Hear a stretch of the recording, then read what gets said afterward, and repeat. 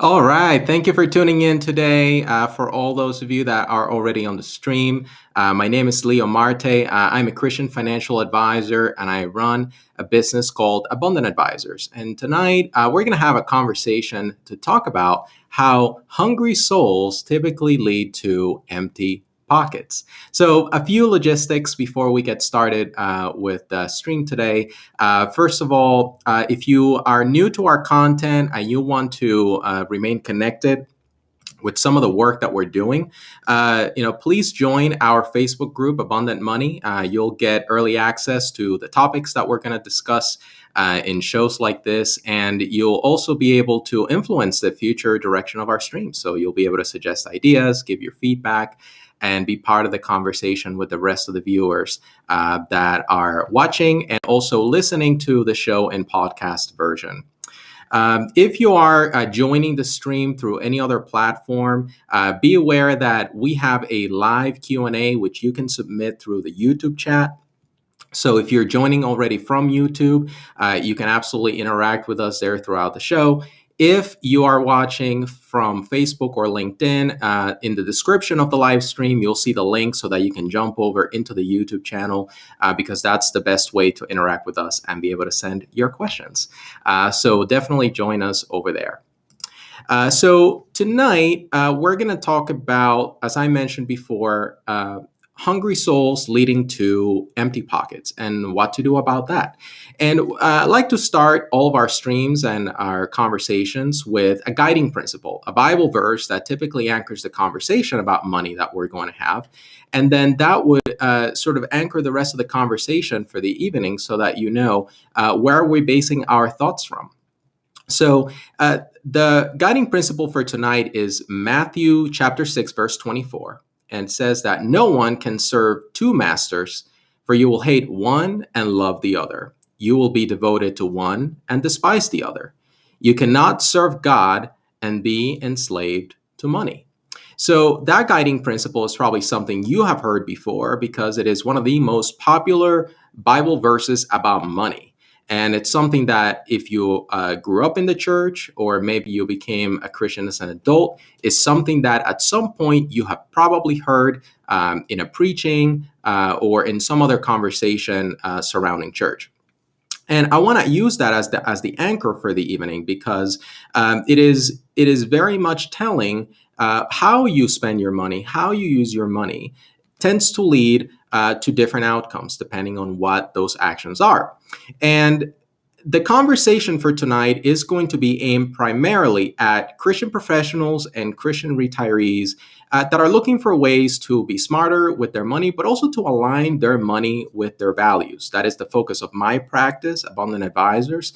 I work primarily with people of faith that are looking to manage their money wisely, to influence their next generation, and to equip them to manage wealth according to biblical principles.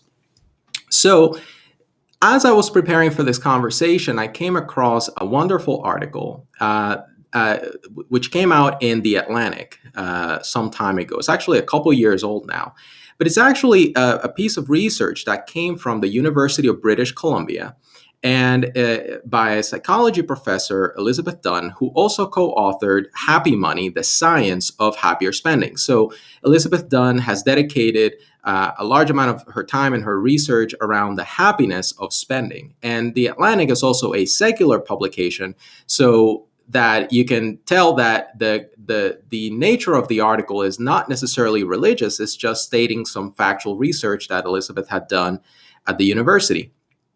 She and other researchers found that spending money in certain ways can make people feel better.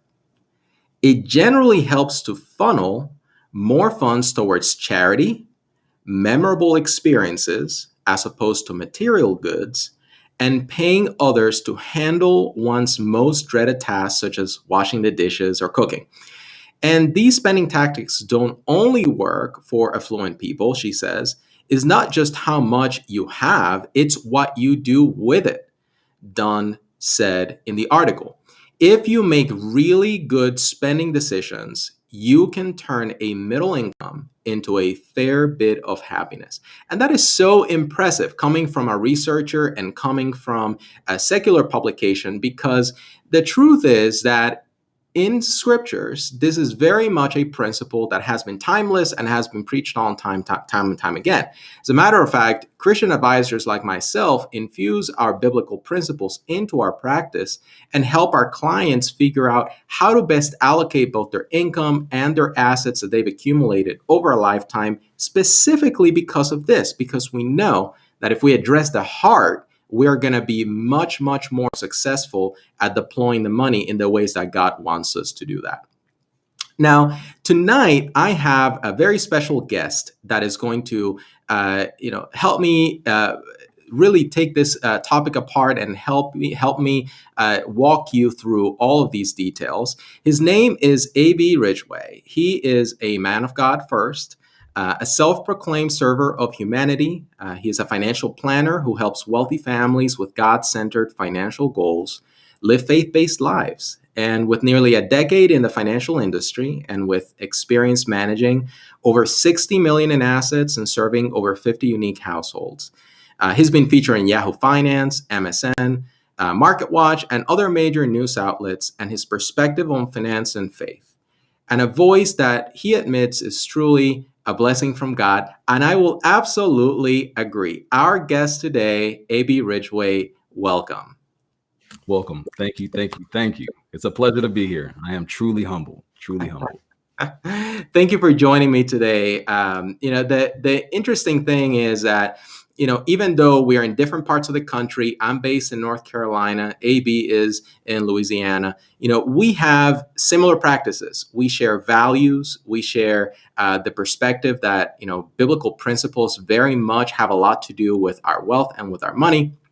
And in our practices, even though we're different people, we have different styles and slightly different backgrounds, we definitely talk about topics and issues like this with our clients every single day. And, I would love to hear your thoughts about, how do you see people primarily filling the void in their lives when they have a hungry soul? What are some of the things that you look at when you're talking to prospects, clients, friends, anyone that you come across?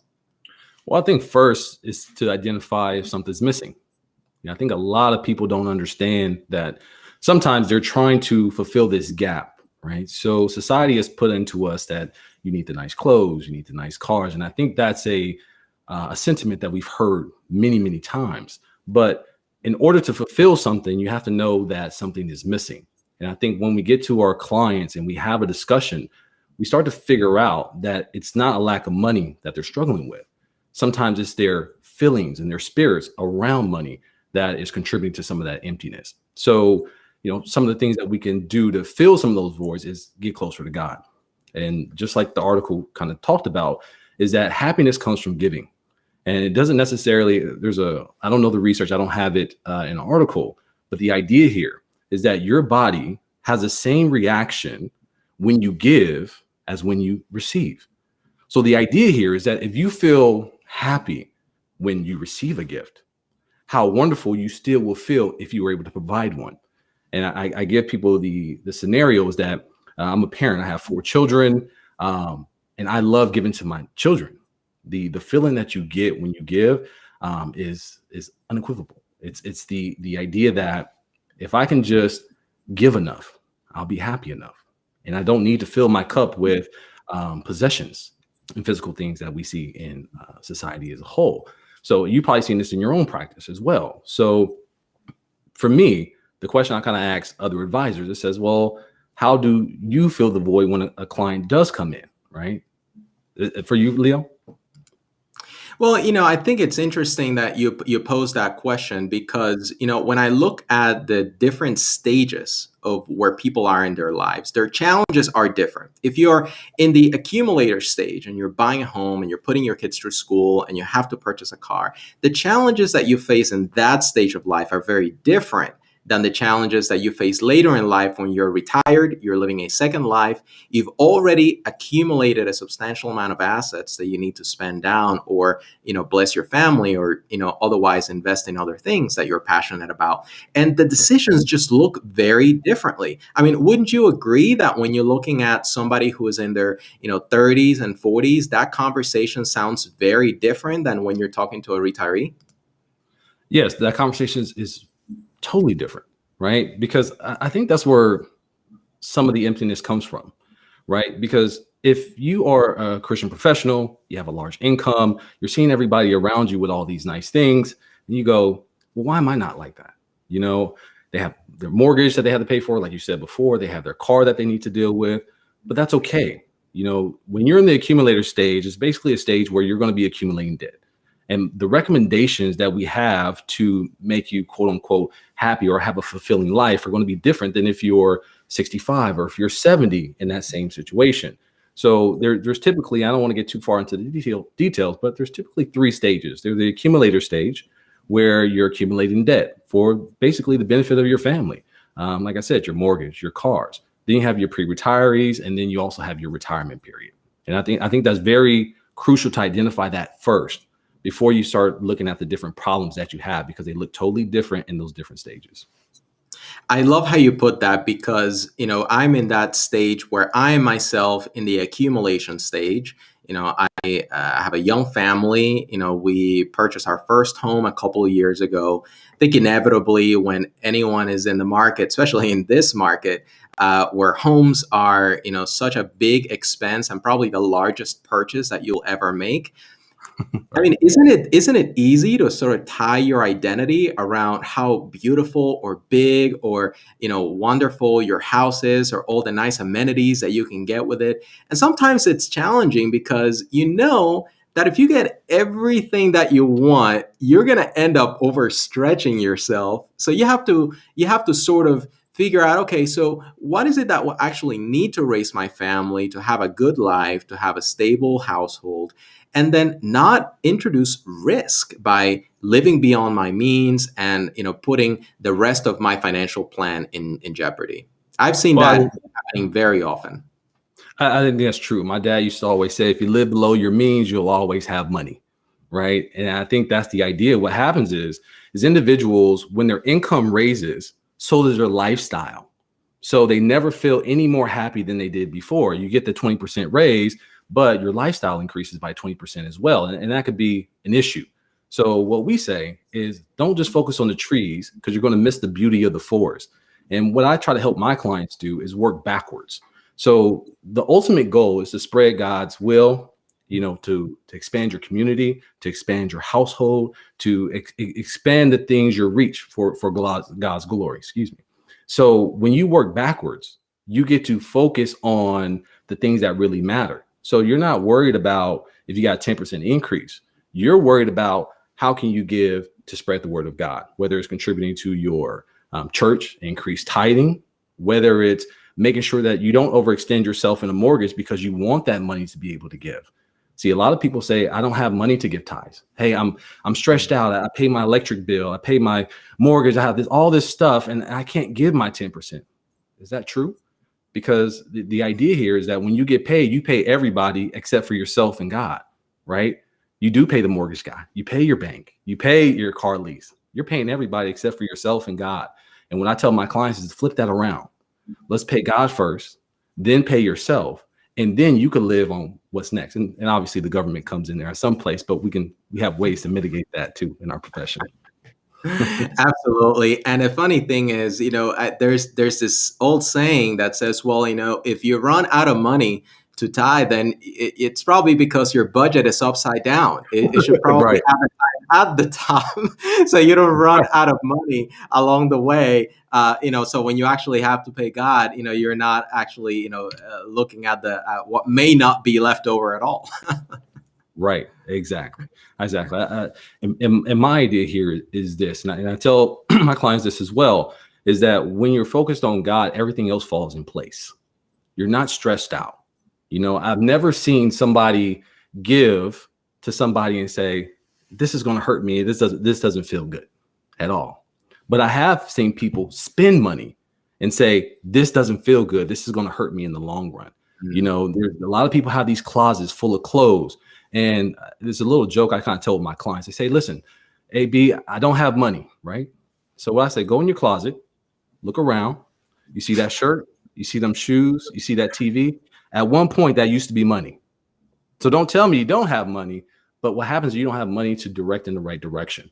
And we're not here to criticize anybody, but we're just saying if you don't feel like you have money, it's not that you don't, you're just not directing in the right path. And that's what we correct our clients to do. And they have a more fulfilling life. Because when you can give an extra 5% to your congregation, when you can give an extra 10% to a family member who's in need, that makes you feel good. Because wealth is not how much you can accumulate and be rich. It's how much you can give away and still be rich. That's the test of a person. I love that comment. And, when I look at some of the challenges that particularly Christian professionals face, in a world where we're always comparing ourselves, comparing our success, comparing the next job, comparing the outfit.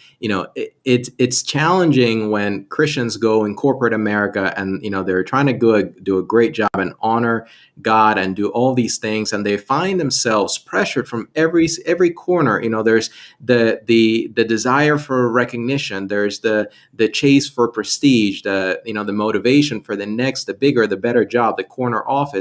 And all of those things can be used for good purposes. So those are not bad things in and of themselves. What turns them into a dangerous position is when we chase those things as the primary motivation, as the ultimate outcome, and then we forget why we are here and what we're here to do. And I think that that's why talking about money and talking about values is so important, because your money, the way that you spend it, the way that you give it, and the way that you save it says a lot about what you believe. And that's very, very important, not only for yourself, but also for us, because we as advisors are helping you to develop a plan, to take care of your family, to bless the next generation, to do all these wonderful things. But part of our job too is also to challenge you and help you look at situations from a different lens, from a third party that's looking at your situation outside of the picture. And I think that's also such a value add. When we're looking at particularly people of faith that are looking to work with their money in a different way. Now, you have some thoughts to share also about that side of things, and the chase and the pursuit of recognition, prestige, and career. What do you think about that? Well, my idea is there is baggage, right? Everybody has a thing that drives them, whether it's recognition, whether it's prestige, whether it's a career. There's a Bible quote that you brought up Bible quotes and growing up in the church, and probably one you probably heard the one that says it's easier for a camel to walk through the eye of the needle than it is for a wealthy man to go into the kingdom of God. And what people don't understand about that verse is not the pin that you have in a shirt or something like that eye of the needle. In Jerusalem, there was a gate. And when camels came in, you had to actually take off the baggage because it couldn't fit. The door was so small. And what they're meaning is that if you have physical possessions and you're carrying those with you, you can't get into the kingdom of God with them. Now, I'm not saying you can't accumulate those things, but that's why I think God says, listen, let's put the baggage down. Let's not attach our value to these bags that you have. Let them go and follow me. They helped you get through the desert. They helped you go to city to be where you're at right now. So we're not saying wealth is bad, but what we're saying is that's not the end goal. The end goal is to get through the eye of the needle and to get into Jerusalem so you can worship and you can be with your fellow man. And the same thing with financials. We accumulate those baggages. We want you to have those resources, but we don't want to stop you from getting inside the door because you're attaching to these things. And that's the difference from our Christian professionals. It's like, hey, listen, I made the journey. Now it's time to give back. And one more point I want to make is that we do make plans, right? But we cannot give a suggestion as far as, listen, maybe you don't need this whole life policy. Maybe you need to let this go, or you need to let that go. And maybe you don't need to spend, $50,000 on a boat. But if you don't let go of those possessions, the plan doesn't work out, right? And that's why we work. So we can say, listen, there's a promised land out here. It's a safer place if we just let go of, whether it's the ego or the recognition or the prestige, and focus, because it's all God's, right? So this is all God's, and the plan is to accumulate. And one more point, gifting. The idea is to build up resources so you can pass it on to the next generation. So many advisors have a financial plan to build wealth, but what we encourage our clients to do is to work so you have a gifting plan for the next generation, whether it's your heirs, your beneficiary, people that you love. That's what's really important. And that's what you really need to, I feel that my clients like to focus on. You know, they have things in their lives that they love and they want to give to them. What have been some of your experience as far as the people that you meet as well? You know, when I work with people, sometimes it manifests itself in a slightly different way. You know, some people have the right spirit, the right heart, behind all these things. But, sometimes it manifests itself actually in the way that people look at their investments. It's kind of funny. It may sound completely not associated to what we're talking here. But, sometimes people really, really obsess about, well, did I get 7% or 6.5 or 7.2? I heard my neighbor, got 8% and I only got 7.7. Why is that? Why am I out, underperforming? And, sometimes you start asking questions, what's behind this? Like, are you concerned that you're not going to, make enough money to survive? Are you concerned that your financial plan is in jeopardy? We don't know what your neighbor's invested in. Your neighbor may be invested in, highly leveraged, high risk investments. And we don't know what that looks like. And, your neighbor may tell you a lot about when they had a good year, but they probably don't tell you anything when they had a year where they lost 20%. And sometimes it's funny because we don't necessarily see it at the forefront, but it has a lot to do with how we in our hearts look at our possessions. So if we fear like those possessions are going away, and there is a threat that it makes us insecure about our position or our value or standing, we can get very anxious and very concerned around that. And it's something that I've seen over the years be part of investor anxiety, believe it or Yeah. not, even though it's not as easy to pin down as a matter of the heart. No, comparison is a thief of joy, right? And we see that. We see that in some of our clients, but it's natural. We grow up in a society where we are comparing to our neighbors because our version of success is what the community feels success is, right? But the idea here is that as financial advisors, we help you establish your own plan. Because guess what? If your plan is to make sure that your church is built or that this foundation or this food bank gets enough food, you're not worried about the 5.1s and the 5.2s. You're worried to make sure there's food on that table when people walk in and that shelter doesn't shut down because there's going to be hundreds of people who are going to be hurt because of it. That's a motivating factor. So when your neighbor comes in with the Lamborghini or the Corvette, you're not jealous because that car is not going to do anything for you and your goals. But when you have no goals, you have to look for one. And people look to their friends. They look to their close associates. But you got to understand the financial plan is very unique to you. So when my clients say, hey, we have 5%, they're pretty much fine with it. They want to know, can I donate to this animal shelter? Will my cats have a home if something should happen to me, God forbid, too soon? And those are the questions that we answer. Those are the goals that we set. Our goals that, me and my clients come up with are not dollars. They are a representation of how to get to the goal. So if my client says, I want to retire at 65, I go, okay, retire at 65. You can quit at 64 if you want to. But what do you want to do? Why are we working so hard? Why do you have me crunching these numbers for? And guess what? When you have that motivation in that heart, that's when you're gonna separate yourself from your neighbor, and you're not gonna fall into that trap where, like you said before, you overextend yourself. You're not going to give, too much to a charity where you can't live and you have to end up going to the same food shelter you donated to. And even if you did, you probably get free food because you donated so much money. So you're covered on both sides. Now, I'm going to take a quick pause on the topic, and I just want to invite people that are joining us via YouTube. If you want to just share your questions, your thoughts, your reactions. We've dropped a number of things in this show, a couple different items. We've taken this conversation a couple different angles. We would love to hear from you. So if you have any thoughts or any reactions to what we're saying, please share it on the chat on YouTube. We would love to hear your thoughts about what we're doing. And at this point, we're actually going to transition, and we're going to actually flip the script. And we're going to talk about the sort of the upside of this conversation, which is how do we, make sure that our souls are being fed, Right. and then what does it look like to operate in wealth after your soul is satisfied? And that's going to be the next part that we're going to get to. But as I mentioned before, if you have any thoughts, questions, reactions, please drop them in the chat on YouTube. Would love to hear, what you're saying, what you're thinking, and respond to that in the stream as well. So, AB, tell me, how do you fill your soul? How do you feed your soul so that you're always remaining grounded on the things that matter in your life? Well, I think at the core is prayer. I think prayer is one of the most underutilized tools for making sure that you stay grounded and you stay focused. I don't know if there's any sports fans out there, but has anybody noticed that even though they're professionals, even though that they've been playing the game for years, they still take a break to just stop and pause, to make sure the game plan is still correct, make sure they don't need to change any players out.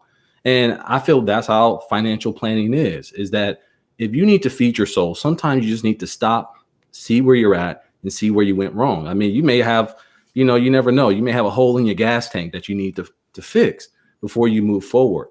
But it's about stopping and having a huddle with God. And I think that is going to be the main driver for your success, because when you feel empty, when you feel like you can't make it anymore, when you feel like the money that you're making is not equal to the happiness that you think that you should feel, I think you should go back and talk to God and say, listen, use me as a vessel to do your will so I can get that motivation back. And guess what? And we talked about this before. The goal is to win the game. The goal is not to get stats. Cars are stats. Houses are stats. Real estate, those are stats. The goal is to win the game. And how do you win? You become successful. One more side point. I hope I can bring this up here. But God doesn't want you just to live in poverty, because that's not a good representation of his blessings. You want somebody who says, listen, God has really blessed me. I have no money. No, you want to say, like, listen, I follow God's will. I'm a good representation of it. And this is what I've had. And it's not your possession, but it's your faith. Like, remember, Job gets stripped of everything, but he's still a strong character in God's eyes. And that's what we want our clients to understand. It's not how much you have, it's what you're doing with what you have, being the end goal to win. I think that's really helpful. It's also helpful to clarify that, poverty is a very complex subject, and we're not going to attempt to simplify or explain away the fact that there are a lot of people out there hurting. I think what we're trying to convey here is that, there is an aspect of, success, material goods, income, wealth that is a blessing from the Lord. And, what we're hoping that people take away from this conversation is that we're going to reflect our values to other people around us in the way in which we use that for his glory or otherwise. And people are going to be paying attention to how we operate and how we move. And if we move in a way that doesn't honor God, then that's going to be very obvious. I think, but make that point. You're right. And I think, the scripture goes, hey, give up everything and follow me. I think some people feel that idea that he puts into the Bible is that, okay, I can't have money and serve God at the same time. You can have it, but we talked about the scripture earlier. You cannot serve two masters. You have to know who the master is. And I think that's the point that, I want to make as far as, my clientele. People do struggle. There's tough times that come up, but you have to have a strong faith in God and let him know that he's going to bring you out of this. He's not going to leave you there. He's going to make sure that you have the resources that you need. And the scripture talks about the bird. He takes care of the birds. He's going to take care of you. But if you don't have that strong faith, and if you don't huddle up with him and let him know that you're here and he knows that you're there, it's going to be a disconnect. And you're going to be unhappy no matter how much you have, because sometimes even if you have a lot of money, you can still have a impoverished mindset. And that's the difference. And we're going to be talking about mindset and outcomes in a few minutes. So I'm glad that you made a really nice tie. Just want to show a comment from the chat. Shay loves the comparison of the thief of joy. Comparison being the thief of joy is so true, and we agree with you, Shay. It's something that I think we see not only in our clients but also in our personal lives. I'll be honest. Like the moment that I start comparing what I have, what I don't have, versus what my friends have, it's just kind of a spiraling feeling, so like your heart is sinking in the middle of the thought process. And it's certainly not something that I want to dwell in. I want to dwell in the things that God has for me, and, work out the blessings that He has in store for us. So let's talk about how I like to feed my soul. So, you're mentioning prayer and the importance of, being in close proximity, close communication with God. I think being with other believers is critical. I mean, when you're interacting with other people, be it in a small group or some other group of either friends or people in the church that believe similar things, there's something that happens in that communication. You challenge each other. You study the scriptures together. You sort of uncover some things about your own soul, your own heart. You open up with people that you trust and welcome them into your life and into your thought process. And I think that's something super valuable. So if you're thinking about, hey, how do I become more skilled at this art of feeding my soul? There's of course the Christian disciplines of prayer, reading the scriptures regularly, and all those things are great. Supplement that with community with other believers, and that is just dynamite. It becomes such an agent for change. I think the saying is, instead of arguing about how to be a good man, be one. And I think the same thing as far as fellowship is concerned. It takes one to know one. The old hey, it takes one to know one. Well, if you center yourself in God, He's going to reveal Himself in other people, and things are going to start appearing. So, what I tell people is that if you want to find more people like you, in fellowship and grow in your faith, you have to grow in your own. There's an old saying, I guess maybe I'm full of them, but when a student is ready, the master will appear. And the idea here is that if you feel confident in who you are and what you believe in your faith, guess what? You're going to be able to recognize that in the next person. And you're going to say, this is a good person I'm talking to. And that's the same thing with our firms. When our clients come into our offices, they say, this is a man of God right here. I feel comfortable fellowshipping with him, because obviously they're coming in to trust us with sometimes millions of dollars of their hard-earned money. And they want to know we're going to be good stewards of the money that they've accumulated as well. Mm-hmm. And if they know that your end goal is not financial, mm-hmm. your end goal is to expand God's kingdom, then they know they can trust you. They know they can build with you, and they can see those things in you. So that's fellowship is wonderful, because one thing it also does, it helps you confirm some of the things that are in your heart.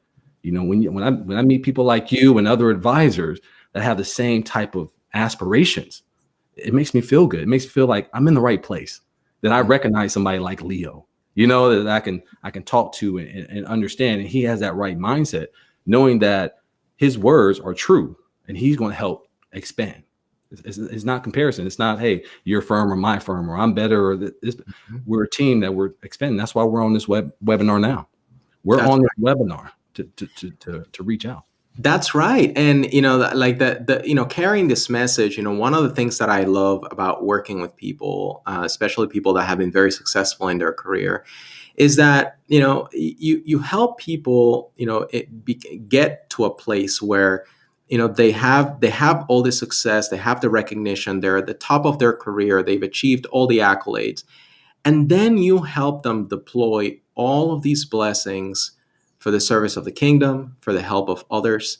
They get to enjoy and have a blast, have a lot of fun with their family, with their kids, with their grandkids. And then at the same time, they're blessing people through their church, through their nonprofits that they're working through, extended family. Everybody comes around this person or this couple, and they're like this tree where all the animals and the birds and the fruits and everything just, there's just a picture of abundance that comes from people that have the right relationship with money, and that have, been given the blessing of managing money, and do so in a way that is healthy, that is priceless. And I love working with people like that. That is why I started this business. That is the whole reason why I became an advisor, is because I want to be next to people that are looking for ways to serve God with the blessings that God has given them. How about you? Do you feel similarly as well?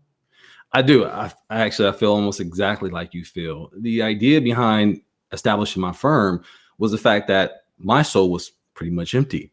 Because when you're dealing with a client and you're just like, you want to really just dive into their life and who they are and what they believe in, sometimes, that doesn't work out in the workplace, right? So establishing my own firm, I'm able to have that close relationship with my clients. Too many times I didn't have the opportunity to spread God's words, and that was stifling to me. You want to do the best for clients, and you see that they can be renewed and rejuvenated because the returns aren't happy. The returns aren't making them happy. Excuse me. Sometimes they're getting 8, 10, 12%, and they're still not fulfilled. And you see that gap. But now, establishing my own firm, you get to see the wonderful life experiences people have, whether they're getting married, whether they're transitioning with their family, or things of that nature is really engaging. And it's just a blessing. I couldn't ask for more. Just having this platform to engage these clients is priceless.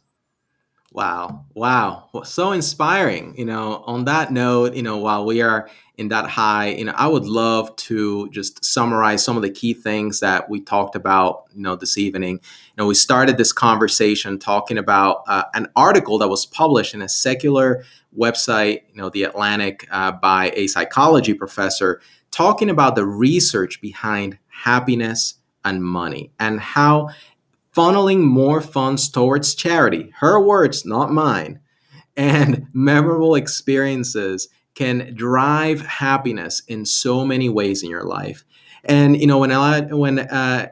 transitioned into AB's part where we introduced him and we started talking about this conversation about feeding our souls, we realized there's so many ways in which we're so tempted to replace the things that we have in our lives with the real purpose of our lives, and that ends up driving decisions, helping unfortunately taking us down the path of making decisions that are not going to be great over the long term. We talked about the role of debt, living beyond our means, chasing career, chasing prestige, and how the scriptures warn us from try to stay away from those things, not because they're inherently wrong, but because they can replace God's place in your heart. And that's really the part that we cannot lose sight of. And if you're looking for some tips on how to continue to save, not only from a monetary standpoint to build a portfolio, but to really build your soul bank, prayer, getting together with other people that are also walking down the same path, tuning in to content like this, to people that, there's a number of sources of people that are talking about money and values and how the scriptures, play a role in our money making decisions. But ultimately, we want you to walk away from this broadcast knowing that, if you've been given the blessing of having a high earning job and accumulating wealth because you're later in your life or through whatever other source, we want you to walk out feeling empowered and equipped to operate out of the belief that this is a blessing and that the way in which you spend, move, operate is going to be reflective of what you're putting into your soul. And the more you feed your soul, the more of a reflection of God's purpose you're going to have in your life. Any closing thoughts? I couldn't agree more. One final thought, kind of piggyback on what you're saying. Garbage in, garbage out. Be very careful about what you bring into your soul, because that's what goes out. I think of a scenario where Jesus with the disciples and they're eating, and the tradition was that you wash your hands before you eat. And they came in and said, "Hey, your guys are not washing their hands before they eat." And Jesus says very profoundly, "It's not what goes into the man that defiles the man, but what comes out. But the thing is, what you put in is going to be a reflection of what you put out." So what I tell people is that consume things on your thought level. Don't be distracted by high gains and high risk and high returns like what your neighbor has. Those are distractions, as you said before. And just consistency, discipline, fundamentals. And that's what I believe here at AB Ridgeway is that people appreciate about me is that I can tap into who they are as a person and still execute on a financial level. Because a lot of people think that they're going to sacrifice returns because they have a faith-based firm, right? You're not the aggressive, big dogs here, so I'm not going to get the returns that I need. No, that's not the case. We can do the same thing, but we have your best interest in mind. We're not trying to just turn a profit. We're trying to find out who you are, how we can play a role and get you to that goal. Because you know what? I tell people this all the time. I have an opportunity every day to make other people happy by giving them the gift into finance. It's a beautiful thing. Just this webinar, I want to thank you for having me on, but I don't know who I touched. I don't know who I may touch, but the thing is, God sees that. And one day he's going to show me this episode and say, this episode, there's somebody out there right now that may not have asked a question, that may not have tuned in, but they were touched. And because of the things that you did, look at the beautiful life that they have. And that's what I do it for, because it has a ripple effect. It's a butterfly effect. The small things we do now, it's chaos theory. The small things we do now have big implications over the long run. So be careful of the small things you do, the thank yous, the small gifts, and the smiles. Fantastic. Thank you so much, AB. Don't forget to give the stream a like on YouTube, subscribe to our channel so that you can continue getting notifications for streams like this. Thank you so much for taking some part of your evening if you're watching this live. If you're listening to this through the podcast, definitely go out and join our Abundant Money group. Let us know what you're thinking. Let us know what you're hearing, through the stream. And also, don't forget that, ultimately, this is all about how we can manifest God's purpose in our lives. And, God has a lot to say about money. I say it all the time to my clients, to my friends, to the people that I speak with.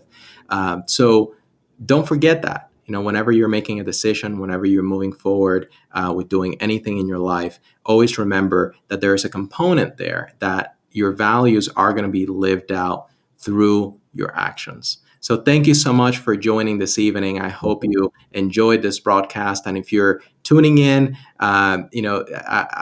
seeing the recording after the broadcast has already gone up, definitely don't hesitate to reach out to us. We'd love to talk to you if you need help. So have a wonderful evening.